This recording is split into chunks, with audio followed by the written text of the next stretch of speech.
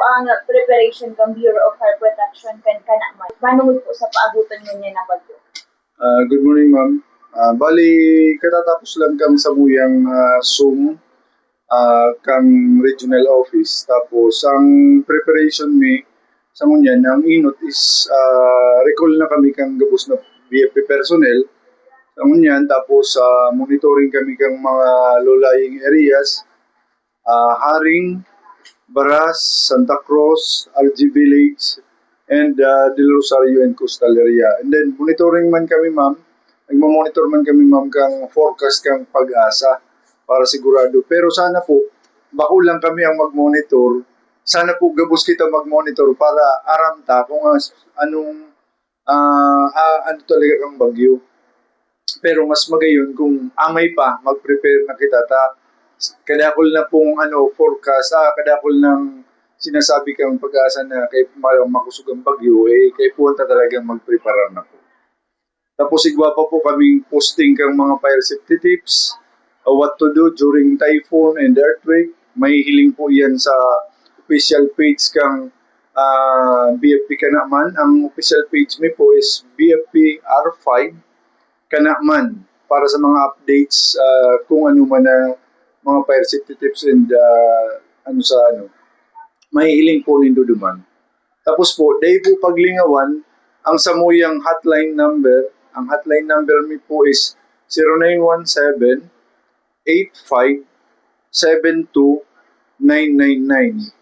And then, at yan po, by 3 o'clock, may nag-ano naman po ang LGU Kanaman na may po kami, pre-disaster risk assessment, itong PIDRA, about kaning tropical cyclone O1 nagigibuhon. Kaya po, ang BFP Kanaman po ay preparado naman po about kaning ining bagyong O1, ining palawag na bagyo. Di po, ma'am. Sir, duman sir sa i-deploy po na personnel sir, na pag-urulayan yung doon na po ba? Kung pera po? Sa deployment po, dahil po, ini po kayang PIDRA, ma-PIDRA chan, digdi maaraman mi kung anong task ang gigibuhon kang MDRRMO na para sa mo, and then saka po ako ma-decide kang sa kuyang personnel kung saka pirang personnel ang i-deploy ko sa mga lugar na na kaipuhan ming deployan po.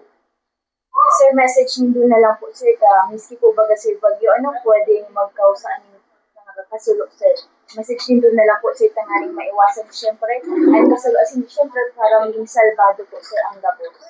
Ang message ko po, inot na inot, ang problema tayo niyan, na yung kaampangon, may forecast man, mag-preparar.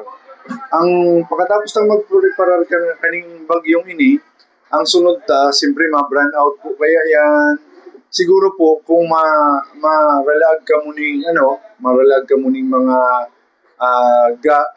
kandila or pailaw na may gas, make sure na harayo sa mga kurtina, sa dingding, or nahihiling or nababantayan. Tapos po sa mga gamit ng generator, lalo na pag gasoline engine, ang generator, bago po mag-refill ng gasolina, kay puwan po, naka-off po ang engine, ang generator engine. Tapos, habang nagre-refill, day po maggamit ng kandila para sa pag-refill. Maggamit po ng flashlight. Yan po ang mga siguradong mga tips na sinasabi mi, pinaparundom mi para maiwasan ng And sa rupa pala, pag ibaba ang fuse or ang circuit breaker, ang main switch, pag nag-run out na, pagkatapos kayo kang bagyo, data aram kung biglang magkakakuryente, bago taas or mag-open giraray kang circuit breaker, make sure na ma-check ang mga outlets na nabasa or na damage during the typhoon.